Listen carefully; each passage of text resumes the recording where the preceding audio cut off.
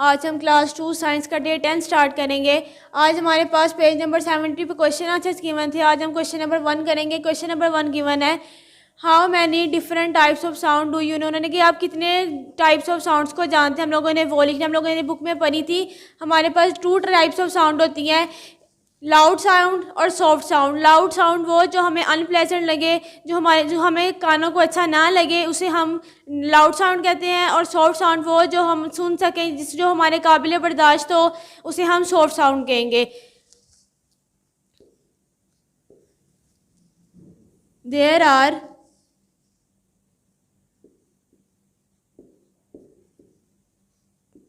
Two types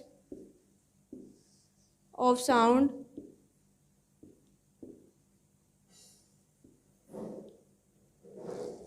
first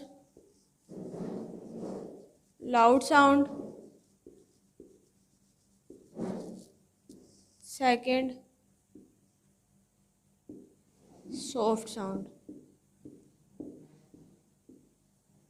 ये question आप लोगों ने अपनी कॉपीज पे राइट करना है और आप लोगों ने इसे अच्छी तरह से याद भी करना है।